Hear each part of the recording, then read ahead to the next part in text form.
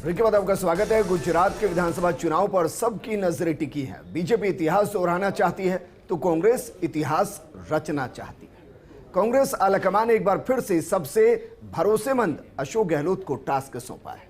गुजरात की चुनावी धरा पर राहुल गांधी को किस रणनीति के साथ लाना है, ये रणनीति बनाने का काम गहलोत का रहेगा। ये रिपोर्ट देखिए।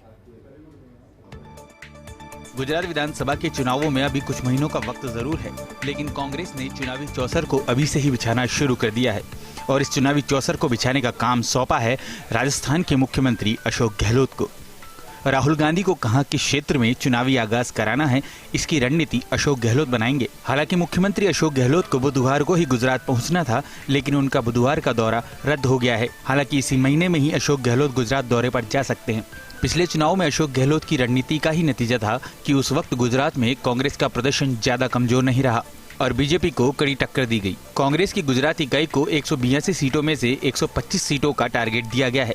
काम आसान नहीं है, लेकिन सूत्रों की माने तो कांग्रेस SC, ST और पाटीदार बहुल सीटों पर विशेष फोकस करेगी। इनमें राजस्थान से सटे जनजाति और OBC आबादी वाली विधानसभा सीटें प्रमुख हैं। गुजरात कांग्रेस प्रभारी डॉक्टर रघु शर्मा ने एक ब्लूप्रिंट बनाने का टास्क भी हाथ में ले लिया है। देखिए, राजस्थान के मुख्यमंत्री और कांग्रेस पार्टी के वरिष्ठ नेता आदरणीय अशोक गहलोत जी को गुजरात के लिए सीनियर ऑब्जर्वर हमारी कांग्रेस पार्टी की अध्यक्षा श्रीमती सोनिया गांधी जी और हाईकमांड ने बनाया है और उनके साथ साथ 2 ऑब्जर्वर भी लगाए हैं और करीब 26 लोकसभा क्षेत्र हैं। हर लोकसभा क्षेत्र में हमारे छत्तीसगढ़ के, राजस्थान के और जो महाराष्ट्र से अभी निवर्तमान हुए मंत्री, सीनियर लीडर्स की एक लोकसभा क्षेत्र की जिम्मेदारी पार्टी हाईकमांड ने तय की है। इस बार कांग्रेस के अंदर अलग अलग दौर की बातचीत में ये तय नहीं हो पा रहा था कि किसे गुजरात चुनावों को लेकर चुनाव प्रबंधन के नाते जिम्मा सौंपा जाए, लेकिन मैराथन सोच विचार के बाद कांग्रेस आलाकमान ने अपने विश्वस्त अशोक गहलोत के नाम पर मुहर लगा दी। वहीं मुख्यमंत्री गहलोत ने भी चुनौती के तौर पर जिम्मा स्वीकार कर लिया। जो गवर्नमेंट का सेक्टर होता है उसमें प्रो पुअर अप्रोच सरकार की रही नहीं है।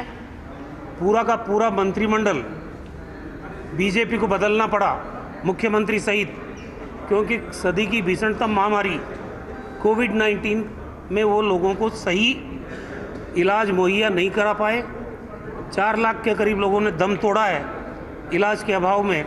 तो हालात तो गुजरात के ख़राब है और गुजरात में इस बार निश्चित रूप से परिवर्तन का वातावरण बना हुआ है और हमने भी टारगेट तय किया है 125 से ज़्यादा सीट जीत के और कांग्रेस वहाँ सरकार बनाएगी।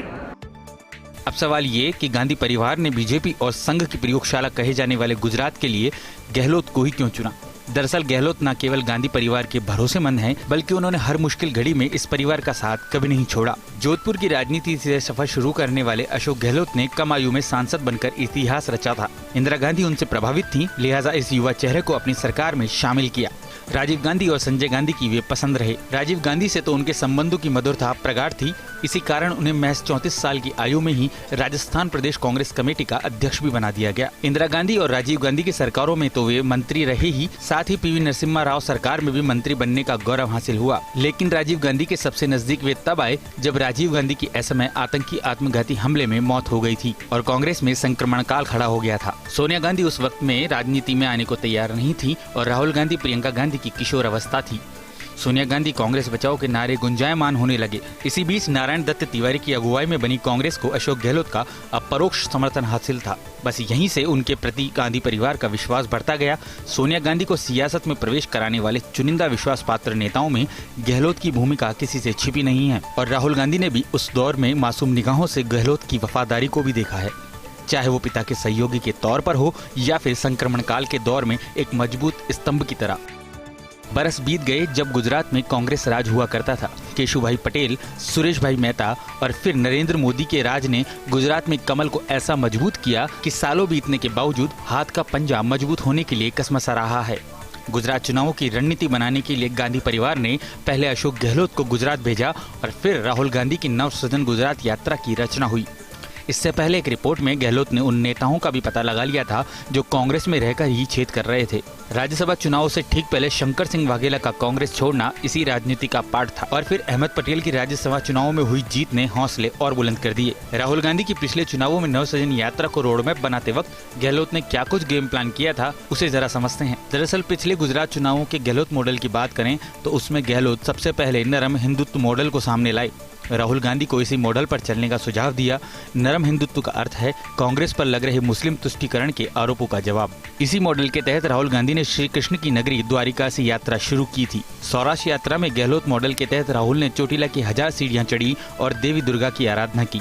वहीं पटेलों की कुलदेवी के दरबार खोडला धाम भी पहुंचे। दूसरे चरण के मध्य गुजरात की यात्रा भी इसी मॉडल पर रही। गहलोत रणनीति के तहत राहुल गांधी को पहले फेज में पाटीदारों तो दूसरे फेज में आदिवासियों और जनजाति बहुल क्षेत्रों में लेकर गए। अशोक गहलोत ने नए नारे सुझाए और नए मुद्दे भी। विकास पागल हो गया है, इस नारे को ब्रांड बनाया। रोजगार के मुद्दों पर युवाओं से सीधा संवाद किया। किसान चौपाल लगाकर उनकी समस्याओं को भी सुना। केवल इतना ही नहीं, बिना किसी दबाव के चुनाव प्रचार की एक अलग शैली भी दोनों की नजर आई। राहुल गांधी का गहलोत का हाथ पकड़कर साथ चलना, आदिवासियों के बीच नृत्य करना, देवरे ढोकना उस दौर में अनूठी राजनीति का परिचायक सिद्ध हुआ, जिसे ये लगा था कि गुजरात की जमीन पर गहलोत केवल राहुल गांधी के सारथी की भूमिका में ही नहीं बल्कि परिवार के एक अग्रज की भूमिका में भी हैं। आज अशोक गहलोत पुराने दौर से आगे बढ़कर देश की विराट सियासी हस्ती बन गए हैं, जो अपने गुजरात दौरे में जाकर बताएंगे कि कैसे उन्होंने राजस्थान की सरकार को गिरने से बचाया, कैसे विधानसभा के उपचुनाव जीते, कैसे राज्यसभा चुनाव में फतेह हासिल की। गहलोत बताएंगे कि किस तरह का बजट वो अपने प्रदेश में लेकर आए। बहरहाल अब इस बार अशोक गहलोत अपने गुजरात के चुनावी दौरे में क्या नए मॉडल लेकर आएंगे, इस पर सभी की निगाहें टिकी हैं। फर्स्ट इंडिया के लिए योगेश शर्मा की रिपोर्ट।